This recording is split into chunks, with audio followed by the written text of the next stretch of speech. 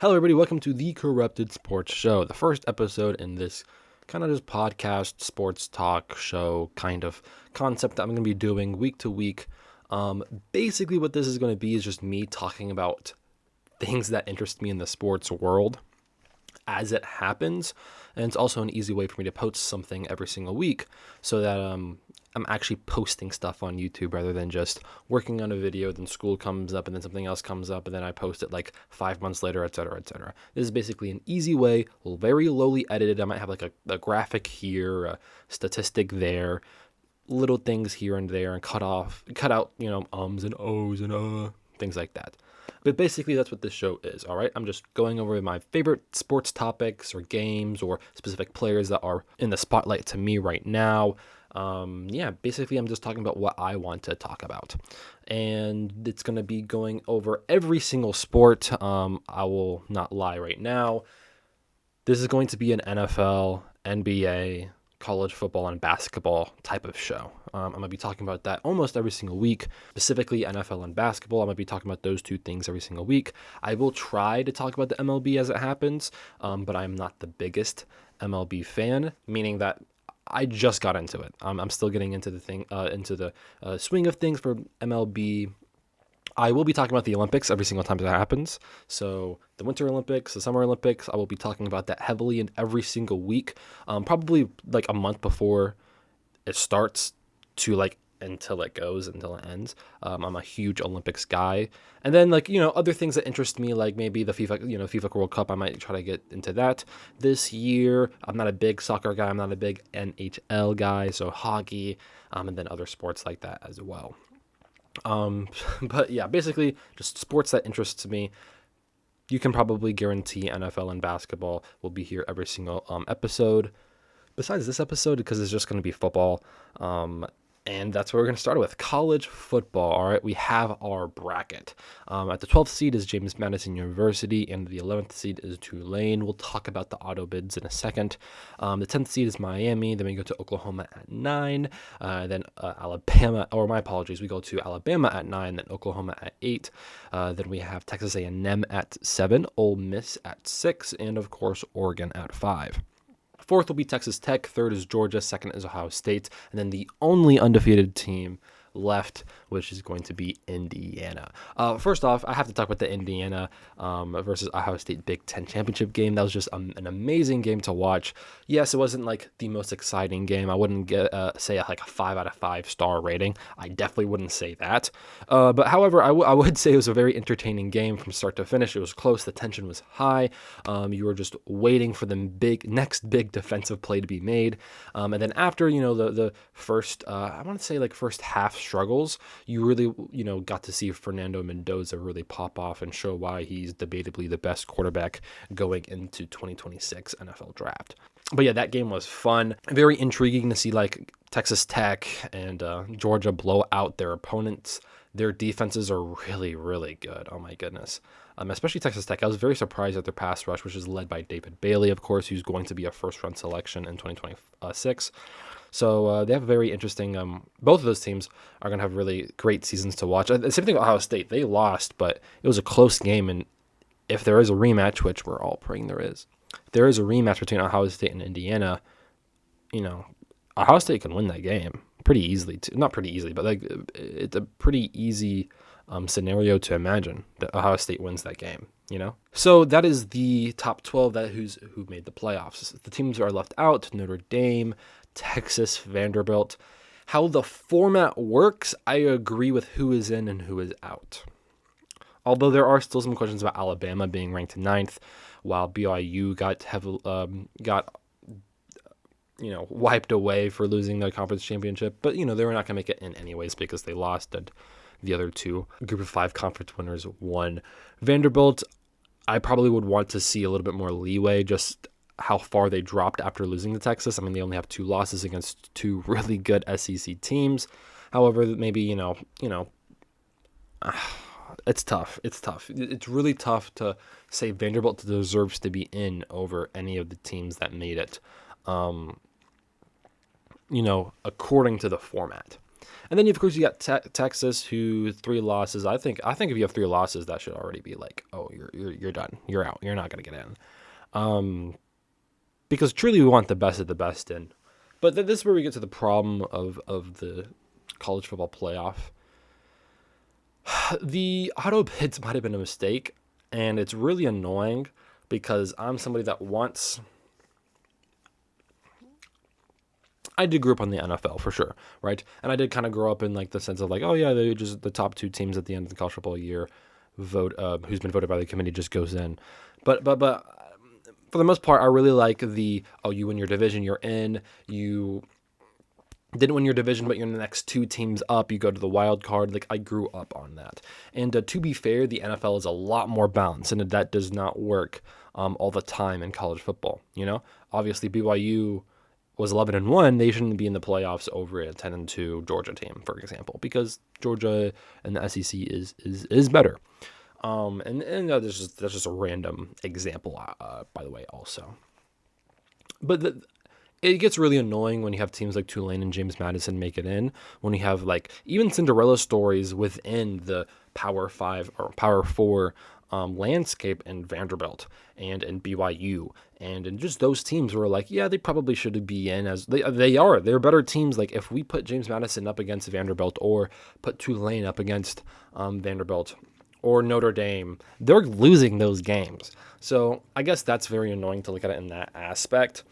I mean, if you watch Josh Pate, who is basically the college football guy that I go to and I listen to after every single week, I kind of agree with his stance that, you know, it probably should be a group of 5 playoff if we want the playoffs so badly.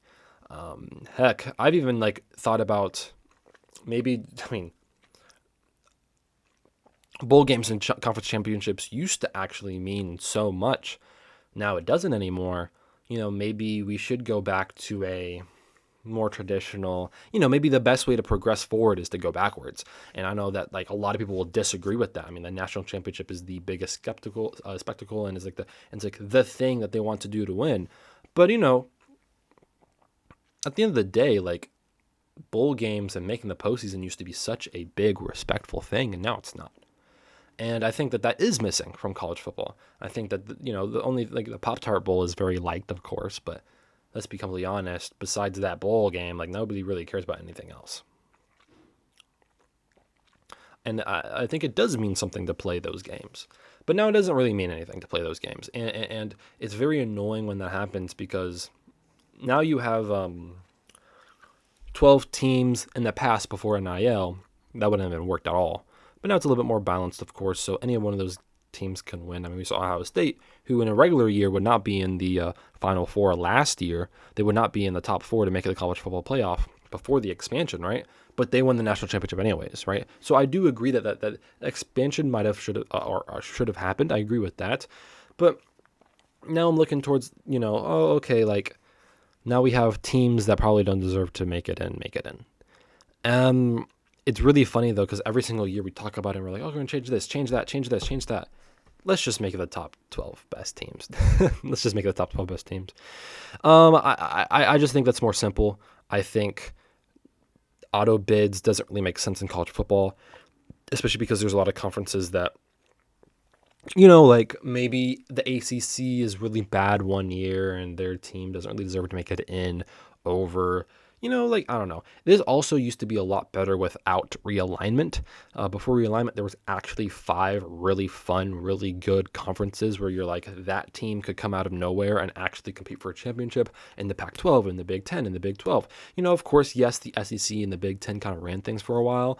But, like, imagine NIL balancing everything out with the actual Pac-12 and the ACC and things like that happening. I don't know, that's just my thought process. I think, you know, the 12-team playoffs might work, especially in this NIL era, but, like, how cool would it be if we had a 12-team playoff in the Power 4, right? So the top 12 teams in a power conference, and then the group of 5 teams have, like, a 4-team playoff. I don't know, I think that'd be cooler, and they get to actually play for something, too. They don't get to inevitably just like, oh yeah, we're probably going to lose. Will there be an upset? I bet you there will be like an upset every now and again. But in all honesty, it's probably not going to happen enough for it to actually be like, yeah, that we should continue doing that. Other than that, though, this Saturday there's only one important game on. Is Navy versus Army. Navy leads the series 63-55. And if they win, they're also going to make history, program history, because if they win, they'll get 10 wins, and it'll be the first time they'll have 10-win seasons back to back in their entire history of being a football program. Of course, Blake Horvath, the Navy quarterback, is the name to watch. Over 1,400 passing yards with 1,000 rushing yards and 23 total touchdowns. That is, for simple math, guys, 2,400 total yards with 23 total touchdowns. That's really impressive, especially in their system. I'm predicting Navy's going to win. I mean, they've just been the better team all year, all season long, compared to Army, who barely scraped a bowl game eligibility. I will say this though, like, it's such a huge tradition to watch Navy versus Army every single year. I remember back, like I was in a house, we lived in a house back in the day, and I remember the Navy Army game coming on, and like, I don't know, just something about like it's Christmas time. A lot of times it snowed in that game, and then like it was just super festive to me. It was like a festive tradition, and I'm definitely gonna try to keep that. Trying to keep that going because the last few years I haven't been able to do that. But yeah, that's been kind of what's going on in college football. Signing day did it just happen. Vanderbilt was able to flip a Georgia quarterback, a 5-star quarterback to Vanderbilt, which was awesome, which means that, like just seeing Vanderbilt succeed, I think everybody wants that to happen. Pavia was the one that like ushered this success in. So it would have been even more awesome if we get to see them in the playoffs, but we don't get to see that. We'll get to see this 5-star quarterback, though, potentially do that for them because he might start next year. And then Chris Henry Jr., who's going to be the number one receiver going to Ohio State. That's obviously important because the Ohio State's just wide receiver U at this point. The only other ones that compete with them is like LSU, but at this point, it's Ohio State. But yeah, no, I can't wait to see what they do. And in the next month, after the college football season's over, I will be starting to do maybe not mock drafts, but I will start looking at prospects, top 5 quarterbacks, top 5 wide receivers, top 5 running backs, et cetera, et cetera, et cetera. But yeah, moving on to the NFL. What a crazy week. This was a crazy week. Specifically Sunday, and of course Monday Night Football, but specifically Sunday was an amazing day of football. I was a little bit underwhelmed by the Thursday Night Football game. The Lions did, defeat the Cowboys, and that was a really fun game to watch, but the Lions just continuously get injured. Oh my goodness gracious. Oh Lord. Like Brian Branch got injured, and the Lions are going to be one of those teams where, like, because the NFC is super close this year, that they're probably going to be a playoff team that just doesn't make it because of how good the NFC was. But I digress. The Lions still have a chance to change things in this next upcoming week. But that was a good game. Of course, CeeDee Lamb had a great game, but George Pickens was kind of locked up by the Lions defense. Dak Prescott, Dak Prescott's always great. He does a lot, and he's very accurate for sure. But, there's some times where he just, like, throws you question the decision in that specific moment. Like, it's clearly double coverage. That's too tight of a window to throw it. What are you doing, Dak Prescott? And that kind of leads to, like interceptions, which he's prone to do in the last few seasons. But Dak Prescott, I've been kind of on Dak Prescott a little bit the last few years. But in all honesty, though, I've definitely calmed down to earth a little bit on him. And, like, I just feel like if Jerry Jones didn't do some of the things he did, if the defense was better this season, they could actually be a playoff team competing for a Super Bowl. But, the Dallas Cowboys are going to Dallas Cowboy. Who dey? So, the real games I want to talk about, though, for sure, is going to be Ravens versus Steelers. I am a Ravens fan if you don't know, so this is going to be personal to me. The refs were horrible this game. My goodness gracious. And it's super annoying to be like, oh yeah, like the big play that you called during the game that like everybody knew you were wrong at, but you called and it influenced the game and who won, who lost. Like, oh yeah, you saying that, oh yeah, we made a mistake. Like, that's super annoying. I'm not talking about the Isaiah Likely touchdown catch. That was not a touchdown catch, apparently. I'm talking about the the penalty on Travis Jones, who like split the offensive line during a field goal attempt, which it went from a field goal to a touchdown because of course they got the first down after that. And it just simply wasn't like, even the announcers were like, no, like I don't see it. And then you can have point to two other plays where you have like the not an interception. Aaron Rodgers caught his own ball, which again doesn't really make sense because he has one hand on the ball in his helmet and he doesn't complete the catch going to the ground. Buchanan has the entire possession, has two hands on it, and ends up on the ground with it. Yet you need to survive the ground when you catch it regularly. Like, it doesn't make any sense. And then you have the Isaiah Likely catch, a touchdown catch, which again, I question, why does somebody need to make a football move when you're already in the end zone? That makes no sense to me. It's supposed to be 2 feet down, catch, and let's be honest, you give some wiggle room. You know what I mean? Like, yes, obviously, if he caught it for a split second and it got popped out, he didn't have possession for like a while. So yes, sure. But he had possession for a good 2 seconds. So if he catches the ball for 2 seconds, it's a catch. He doesn't need to make a football move because there's no more yards to make a move for, right? I digress, right? Even then, you can see his extension happen as he catches the ball. Like, he catches the ball right here, and then he goes like this, and he can't extend more. He had 2 feet down. That's supposed to be a touchdown catch. That's horrible. I don't know. It's annoying though because yes, the Ravens aren't good enough to win this game. Like, they made a ton of stupid mistakes, and yes, the Ravens. They're not going to do anything in the playoffs if they made it. If they do make it somehow, some way, still, they're not going to do anything with it. But at the same time, though, this was supposed to be a Ravens win. But, the Steelers looked good offensively for once, especially in the first 3 quarters. DK Metcalf and Aaron Rodgers were able to actually go vertical, which I hear is a problem with the Steelers offense. DK Metcalf torched Marlon Humphrey in the first drive. And even right there, I was like, oh, no, God damn it. And DK Metcalf just had multiple big plays down the sideline. And towards the second half, though, the defense really started to lock things up. But, you make too many mistakes. You have the ball turnover on downs when it's supposed to be a touchdown, and they're going to capitalize on that. Aaron Rodgers had one of his best games in recent memory. And, this loss is kind of the embodiment of the Baltimore Ravens this season and even last season as well. Bad coaching, bad time management, horrible situational play calling, and it doesn't even have to be like 2-minute drill. Like sometimes it's like 3rd and 3, and they just have bad play calling, and what I like to call fake good defenses, which is now being spread to just a fake good team. This team is really taped up by Lamar Jackson, sometimes Derrick Henry, and then Kyle Hamilton, Roquan Smith, and Madubuike when he was here. It's really like taped up and like kind of hidden behind a curtain. Like, we still know it's broken even if you put a big tarp over it. You know what I mean? Like, I don't know. It's just annoying to me. The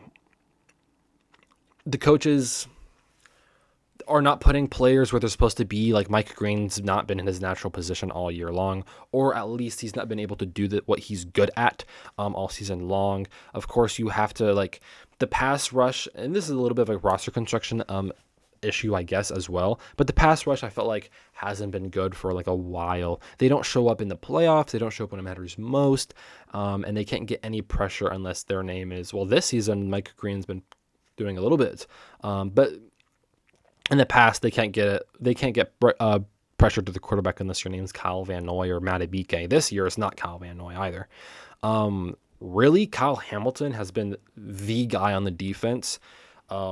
When they actually started to incorporate those more of like the defensive black blitzes with mostly Kyle Hamilton, sometimes Marlon Humphrey, the defense was actually starting to get sacks. And, I don't know. It's just how long certain coaches try to develop players that just simply aren't good enough, especially in the offensive line like Daniel Fa'alele. Like, he's just not good enough. No disrespect, but he has not been able to protect Lamar Jackson at an NFL rate. So therefore, we have to find somebody who will. And they just refuse to do that. I don't know. It's just the embodiment of the Ravens. They're not going to win the Super Bowl. They deeply, deeply need to retool. Like, deeply. You have to start questioning things. I mean, like, it's a cult. I feel like the culture just isn't there anymore. Like, play like a Raven. I just feel like it's not there anymore. Like, sometimes, like, I think John Harbaugh's a great coach. I think he's a pretty good coach. And I think though, like, I don't know who we'd sign, but because he's done so much for us and because I still respect John Harbaugh, like, I'm conflicted. You know, I'm conflicted. But it's just, I look at past 2012, right? I feel like the Ravens never had a consistently open Super Bowl window since after 2012. 2008, they go to the conference championship. My apologies. They go to the conference championship. They go to the AFC conference championship game, and then from there until 2012, I feel like there are Super Bowl contenders. That window's open for them. Then after that, I feel like they've never been consistently a Super Bowl contender. I think 2023 is genuinely the only year where they actually seriously had a chance. Maybe even no, where they actually had a chance would be 2023. Like, genuinely, I feel like that's the only year they actually had a chance. 2019, I guess you can start in 2019 when they went on 14-2, when one of the best teams in the regular season was the best team in the regular season. I guess there, but like, that's what I mean. Like, it feels like 1 year offs. You know, it feels like one offs where this team has a window to actually win a Super Bowl. And I mean, I just think back to like after Ray Lewis and Ed Reed left, John Harbaugh wasn't able to go to the playoffs consistently. And maybe his job was saved by Lamar Jackson. I don't know. It's a very big conundrum. It's a very big issue. At the same time, though, you have to think like maybe it's simply just time because we've been with a specific group of guys for so long.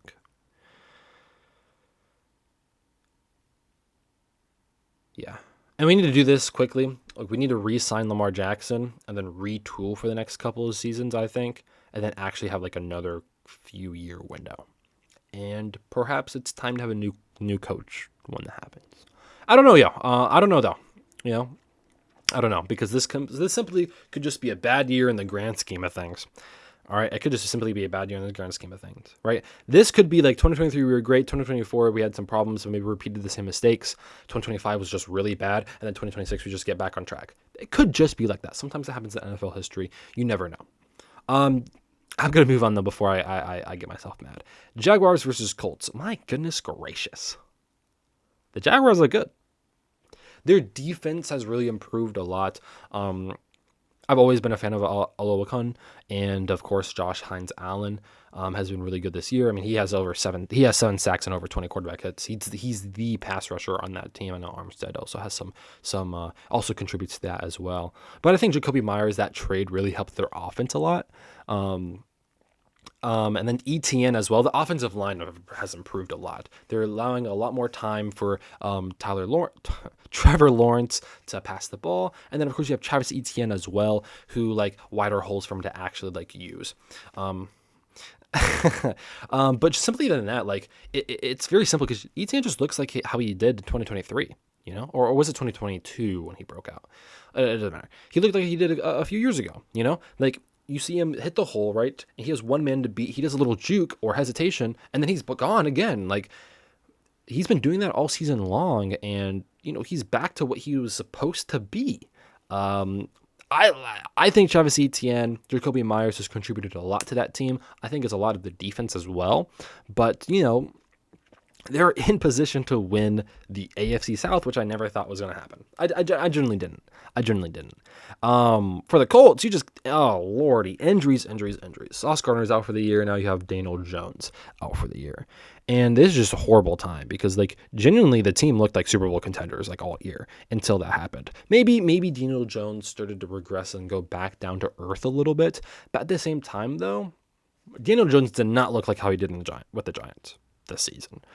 Now you're looking at Riley Leonard, pause, or 44-year-old Phillip Rivers, which I will say this, potentially this could be the greatest storyline ever. Phillip Rivers didn't win a Super Bowl with his career with the Chargers throughout his entire career. Moves from team to team, retires, and then comes back 4 or 5 years later. Boom, helps the Colts win a championship. That would be insane. Probably not going to happen though. He can't move in a league where you need to move, and his arm has to be rusty, right? Lord Almighty, it would be awesome though. Like, imagine the storyline. Like, that's all Phillip Rivers is really missing from like a for sure stamped Hall of Fame resume. Like, we literally think about, don't be Phillip Rivers, right? Like, like Lamar Jackson and Joe Burrow and Josh Allen, they're scared to become like, oh yeah, like we are one of the best quarterbacks in the league, but we don't win a Super Bowl because of Patrick Mahomes, because of Tom Brady, you know. And but like, he was like one of the few guys that just did not get his. Drew Brees got one. Peyton Manning got two. Brady got a lot. But Roethlisberger got two. Like, all these guys got multiple Super Bowls, or even just one, right? Like Rodgers, Stafford. But Rivers was like one of the only top quarterbacks to not get one yet. And I could say that because technically he's playing. So I'm going to be watching that storyline. Everybody should be watching that storyline. And I have a feeling that if he plays this week, I don't know if he's going to play this week, but once he does play, I'm going to watch, and we'll figure out really quickly if he just can't do it, or if he could game manage a little bit and could do something. We'll see. Packers versus the Bears. That was an amazing game. I'm going to have to go and rewatch that one just because of how great that was. But the Packers look great. Jordan Love looks great. I think he's having his best season, just like accuracy wise, anticipation. He's doing an amazing job. I keep I keep thinking about that touchdown, and I'm forgetting his name at the top of my head. Number 18 on the Packers. I'm gonna look it up because, my goodness, Bennett. Bo Melton, my apologies, Bo Melton. I keep thinking about that touchdown pass to Bo Melton, where like he's not, like, the route's not been completed yet. Like, you don't see the opening, you don't see where it's going to go, and quarterbacks are supposed to throw it before it makes sense, right? Like, he's on a deep cross, I think it was a deep cross. He was on deep cross, right? And the two defenders are right there next to him. But Jordan Love knows that this is a first off, a zone, and second off, that there's another receiver right next to Bo Melton. So because there's another receiver right next to Bo Melton just going, right? That safety has to follow that guy because there's no one else that's going to follow that receiver. So the only defender near Bo Melton, right, is the guy who's way ahead, two ahead. You know, so he just throws it behind him. That safety comes back, tries to defend, because the ball was thrown, but it's not, it's not in time. And I just keep thinking about like how much his anticipation has improved. That's like the biggest thing I'll have to look at when it comes to like college football quarterbacks, because a lot of college football quarterbacks do not have that. Watch a college football game and watch every single quarterback, right? Even the best ones, the receiver has to get open first for them to throw the ball. That's 99% of the throws. In the NFL, because there's a lot of players that, just came out of college, they're still learning that, but we're starting to actually see Jordan Love, like, the receiver's not even halfway done with his route yet, and he's already throwing the ball, making completion touchdown. And it's just simple things like that is what makes Jordan Love, like, arguably a top 10 quarterback now, Now we look at Micah Parsons in this defense, who's been going really great this season.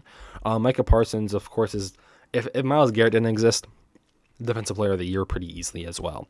And then Josh Jacobs also looks great when he came back, and especially that last run where he, like, the two defenders are right there and he just splits them somehow and goes all the way for a touchdown, like, or goes deep, and gets a lot of yards before getting stopped shortly. But like, still, like, stuff like that play should have been stopped at the line of scrimmage. Ultimately, this Packers team is a Super Bowl contender. I wouldn't have said that last year, but they are. And it's not because of Micah Parsons and his defense necessarily. Like, they're playing great. They are. But the offense has finally been able to develop, and Josh Jacobs as well has been reliable. The receiver, first off, this is a really nice receiver core. There's no superstar, no, like, number one guy.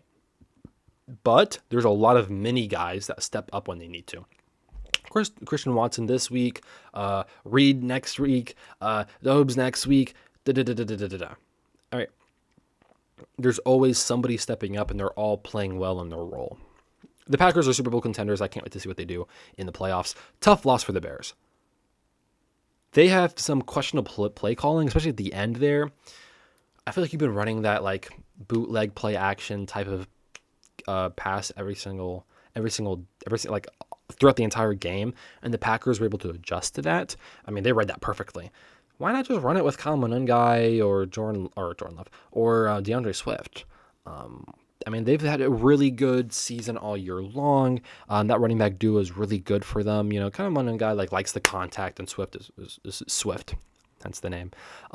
Their offensive line's been playing great. I don't know. I just feel like a run play right there would have made a little bit more sense. Caleb Williams, obviously Jordan Love outplayed Caleb Williams. He's further along. Caleb Williams still has more, but still has that potential to be one of the best quarterbacks in the league. You still want to see a little bit more than him. Like, he's still developing, and you can still tell that he is. One of my biggest pet peeves is the Packers were able to make big plays all game long, and that's because they were able to adjust to the Bears' defense pretty easily. The Bears, multiple times in that game, they put a lot of men near the line of scrimmage, and that leaves so much space for the receivers to do anything because there's only like 4 or 5 defenders out there, right? So he just splits, makes one guy miss, he's wide open, right? There's multiple times that happened in that game. I'm thinking back to that Christian Watson touchdown. He just ran a simple slant because so many men were at the line of scrimmage. There's basically nobody back there to stop him after he beats that initial defender right there. And then he runs for the touchdown. So that's probably the biggest thing the Bears need to improve on, when looking back at this game, because otherwise they've been a great defense this year. Yeah, those Packers versus Bears. I can't wait to watch more of them, and I can't wait to watch that rematch. This is definitely, and I love it because they're an actual historic rivalry, and usually the Packers own the Bears, and they did that game, but the Bears are actually good now. So I can't wait to watch the rematch. I think it's in 2 weeks. Ooh, Texans versus Chiefs. Wowza. This is an interesting. Texans just continuously, they're winning. They really bounced back from the start of the season. I'm gonna talk about them first. Their defense is awesome. I mean, they're the best in the league. Ranking wise, they're number 1 in yards and number 1 in scoring. And for good reason. They have a crazy secondary. Lassiter, Petre, which is one of my favorite safety, which is probably my favorite, one of my favorite safeties in the league. My favorite Texan right now, of course, easily. And then, of course, Derek Stingley, Will Anderson, Danielle Hunter, Aziz Al-Shahir. Dude, this defense is stacked. And then you look at the offense, and you're like, oh, Lord, have mercy, help me. Because, dude, first off, undisciplined. How many offensive line holdings and illegal shifts and false starts are they going to have in one game? Oh my goodness, that plagued them throughout the entire game. And the second thing is CJ Stroud has not looked. He's looked good. He has a lot of flashes, especially that first half. He looked really good. He has a little bit of problem with his anticipation that I've noticed. Every single game that I watched him, actually, he has a problem with anticipation. Nico Collins was booking it downfield. He beat his man. He should have thrown the ball 2 seconds earlier, and he underthrew him first off. But if he threw the ball 2 seconds earlier, the defensive back is like this, and Nico Collins has already passed him. He has to turn his entire body around to continue to follow him. He is beat. You got to throw the ball as soon as you see that. And then throw it. And he underthrew him too. You can't do that. So that's something that he needs to improve on. But he's still really good at rolling out and especially Sunday Night Football game. He was really good at rolling out and oh crap. Ugh. And then he across the body throw at the last second to get a first down. What? So it's weird because you see flashes like that from CJ Stroud, but then you see the frustrating, you need to throw that a lot sooner and you can't underthrow him. So CJ Stroud is one thing that's also a problem. the offense is a huge question mark. It's really not playoff worthy, and that's going to be the death of them when they do make the playoffs, or if they make the playoffs. The AFC race is still pretty tight, but they are 8-5. They're 8-5, and they're in prime position to take the AFC South from either the Colts, probably the Jaguars. So that's going to be really, really fun to watch. The Chiefs are probably not making the playoffs. And it's really weird because like the offense I feel like is too inconsistent, stagnant, and just overall it's just not been playing well. You can see the regression from Travis Kelce.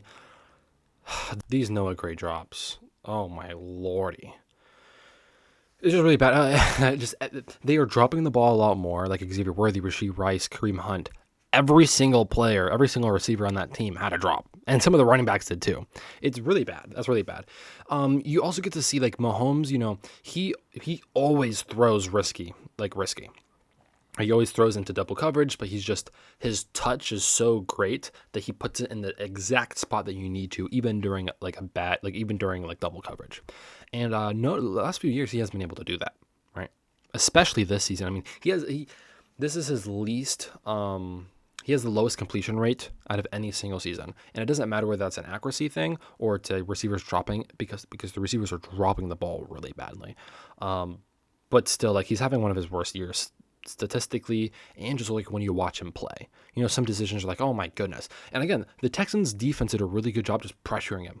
Boom, boom, boom, boom. Just every single play, like I felt like he had to roll out to his right, or he had to like move up and had to do something, make a weird pass. Like there's passes where he looks like this. Like, what the heck is going on? I just realized what I'm doing. Like, the fuck. But yeah, there's you can't have your quarterback be doing this every single game. You know what I mean? Yeah, the Texans actually look like a pretty good team, especially with that defense. No offense is going to want to face that defense when it comes to January. I know that for a fact. And the Chiefs, they just look like they're not going to make the playoffs, which is insane to me. Chris Jones is a Hall of Fame level player. That's all I'm going to say about that. I feel like every single play, he's in CJ Stroud's face. What's going on with the Eagles?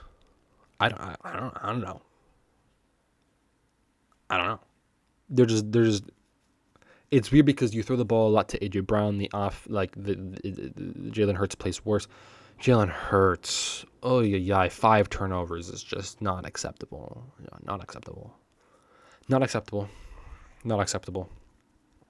Oh lordy, that game was a roller coaster.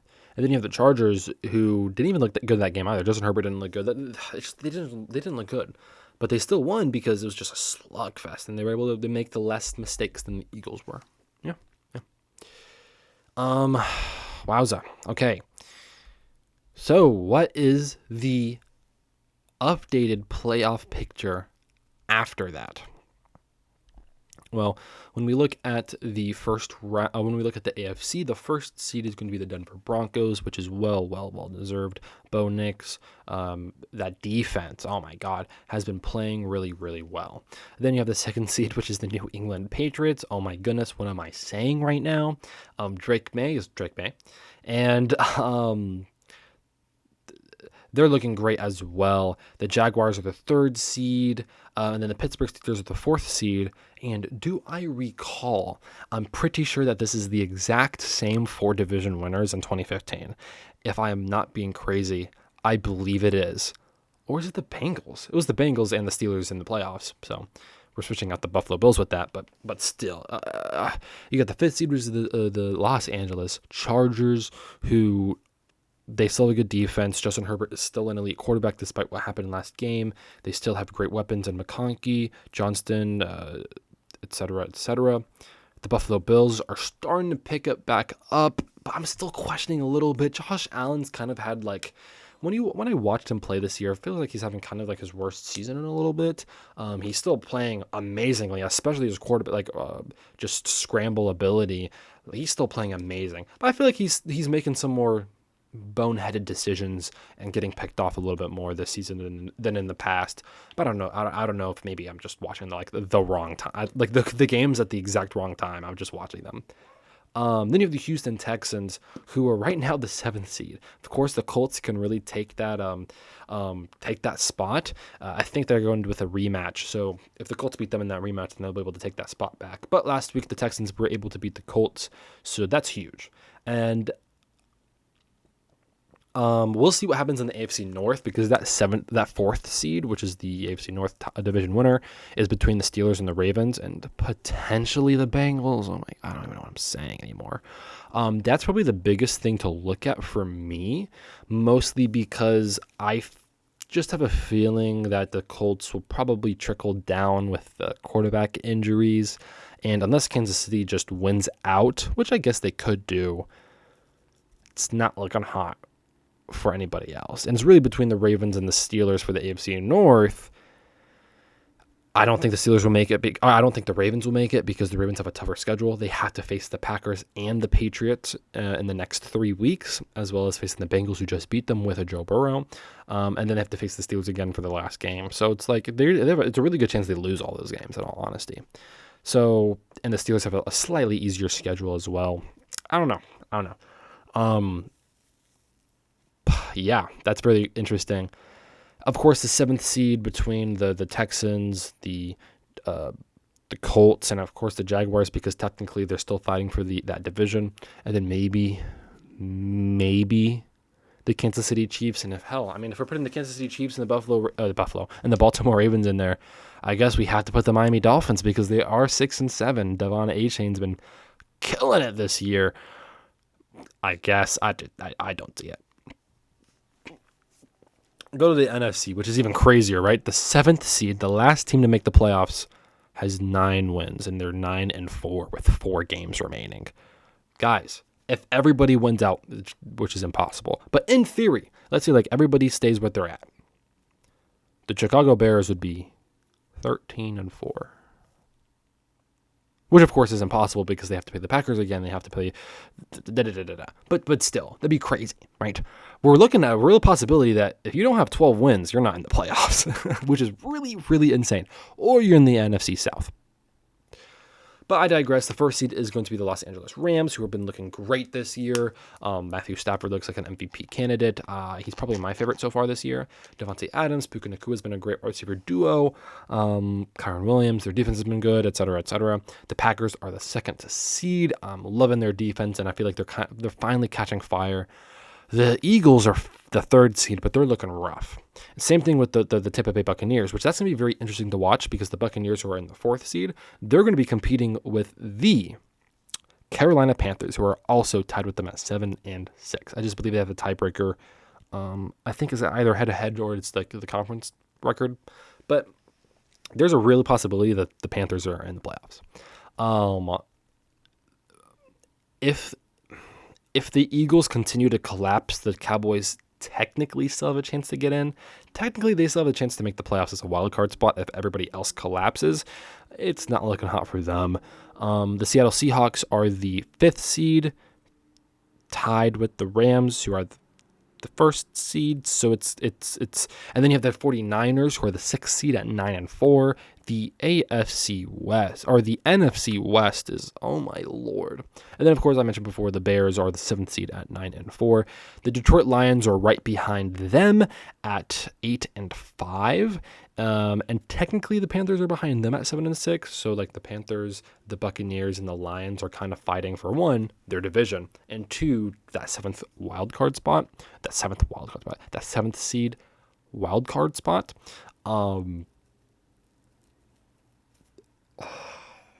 It's really hard to me to predict any of these teams being left out. The only team that I'm like comfortable with would be like, oh yeah, the Buccaneers could trade places with the Panthers.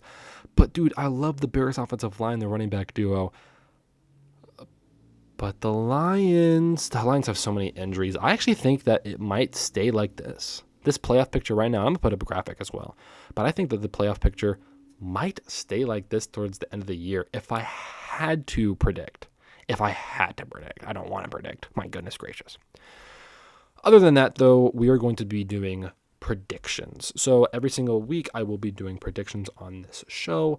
It's going to be very easy. I'm going to do all the primetime games, no matter what they are. And I'll be doing one 1 o'clock game and one 4 o'clock game. And of course, I live in Florida, so I do Eastern time zone. All right. So yeah, we're gonna start off with Thursday Night Football, which is the Falcons versus the Buccaneers. I have to say the Buccaneers, right? The Falcons have just been on a downward spiral since this entire season started. The Buccaneers, though, they're not looking too good either. I don't know. I'm predicting the Buccaneers to win. 1, they're home. 2, they're just the better football team. And I have to trust Baker Mayfield. He's my guy. Then you get to Sunday, which the 1 o'clock game that interests me the most is easily the Bills versus the Patriots. That's for the division. I think if the Patriots win this game, I actually think that they're in the playoffs, and I think it's going to be a lot harder for the Bills to take back the division if the Patriots win. So this is going to be a very important game. But the Patriots are home, and again, I think I'm going to take the Patriots here as well.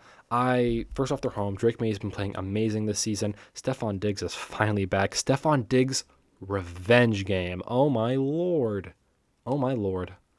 Yeah, I'm taking the Patriots, but not that only. Like, I feel like Josh Allen's been making a lot of mistakes against teams with bad defenses and getting away with it. I feel like he's not going to be able to get away with it against the Patriots.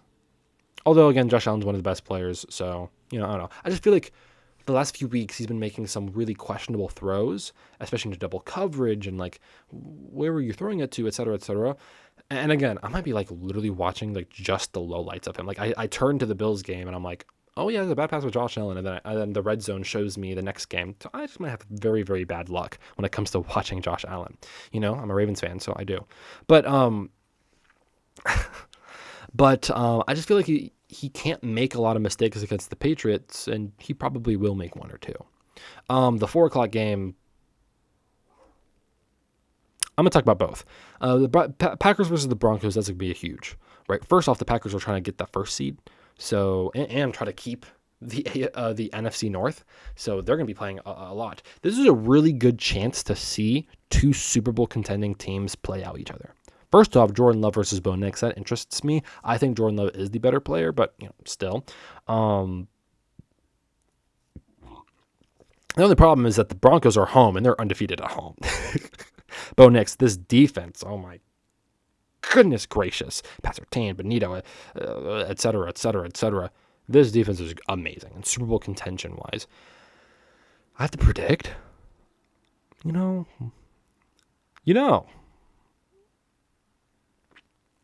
Packers are on a heater, and the Broncos need to lose at home at some time. So Packers win. Then I have to talk about the Lions versus the Rams. This is going to be a very important game. The Lions have too many injuries, so I don't think they're going to beat the Rams, who's only lost one time home against a MVP candidate in Matthew Stafford and an amazing receiver in Nakua, Kyron Williams, running back, et cetera, et cetera, et cetera. The Lions are just dealing with too many injuries. And this is the worst case scenario for the Lions because they need to win as many games as they can because they're 8-5 and they're not in the playoffs right now. So this is a tough matchup to draw the last month of the season. But the Rams are going to win this simply because they're healthier. And then you have, oh my lord, no one told me about this. The Colts versus Seahawks. I have to talk about it for a second. Just a quick second. First off, if Phillip Rivers plays, it's must-watch TV. I have to see what the fuck Phillip Rivers is going to do. I don't know if they will, though, because the Seahawks defense might just go crazy on the old man that can't move. Like, please give any defense that just, oh, you're playing a quarterback that can't move. Like, ooh, like I shivers down my spine. Jackson Smith and Jigba is going to go for like 200 yards in this game. I have a feeling, especially without Sauce Gardner. The defense needs to step up. The Seahawks are home. The Colts are dealing with too many injuries. The Seahawks will win this game, but this is a game to watch. Especially because the Colts need to win this game in a very tight AFC race. Okay, Vikings versus Cowboys. The Cowboys are going to win this game because J.J. McCarthy is that bad. Yeah, Dak Prescott with George Pickens and CeeDee Lamb and even Javonte Williams, they've been playing too good, and I think that their offense is actually going to be able to move down the field and put up points. And, I know that J.J. McCarthy had a good game last week, but it was against the Commanders, who were dealing with a ton of injuries, just a huge slump season. I trust more in the Cowboys offense than I do the Vikings. And I think that Williams will be able to get to him. Deron Bland might make some plays. Like, he's going to make mistakes against like an actual team. No disrespect to the Commanders. Monday Night Football is actually going to be very interesting because the Dolphins and the Steelers are only one game apart from each other. The Dolphins are 6-7. The Steelers are 7-6. Again, although the Steelers did beat the Ravens last week, if the Ravens do beat the Bengals and go 7-7, and for some reason the Steelers lose to the Dolphins, they're right back to being tied. So this is an important game to watch on Monday Night Football. And the Dolphins are 6-7, by the way. Like, they're coming back. Tagovailoa has been turnover prone, injury prone, and just throw a prone in front of it, and he's probably it. But really, Jalen Waddle and Devon Achane, who's one of my favorite running backs in the league, by the way, has really been paving the way for this Dolphins team and this Dolphins offense to continue pushing and pushing and pushing. And of course, their defense also makes plays as well. They're a very underrated team, actually. They're underrated in the sense that, like, they're 6-7, like that. You know what I mean? Like, you're surprised that they're like even in the race, especially after the start that they had. Oh my Lord. But yeah, the Dolphins are right here. And that is the predictions. And that's also the first show. It took about an hour. Next few weeks, I'll have more topics to talk about. This was very heavy in talking about specific teams and but I'm getting in the thick of things. I will be talking about more basketball probably next week for sure. Yeah. Maybe I'll do like more specific college football previews and predictions next week, but I definitely want to move more towards like topics rather than just like recap and predictions, because that would, this show is eventually gonna have like a lot of different topics. This is called the Corrupted Sports Show for a reason, so I do want to talk about specific things that are like very sketchy in the sports world, because I think that's a very important thing to discuss. A lot of people don't talk about or critique sports leagues a lot. A lot of people do, but there's a lot of fans that choose to ignore it, that still watch no matter what happens and don't even know what's going on behind the scenes or don't care. And I feel like people should care. So I want to talk about that. That is going to be a segment. Next week will be Michael Jordan with NASCAR. I want to get let some of the court dates go through and get some more information. I'll listen to more people talk about it, and I'll talk about it next week. And then other things as well. So next week, expect more topics. I'm going to have a Jackson Smith and Jigba segment next week, and let the predictions and recaps be quicker and quicker and quicker and quicker. But yeah, that's my first show. Let me know what you guys think. Let me know if you disagree with anything I said during the show, and let me know what you guys want me to talk about next. Thank you guys so much for joining. Hit that like, hit that subscribe, and I'll see you guys next week.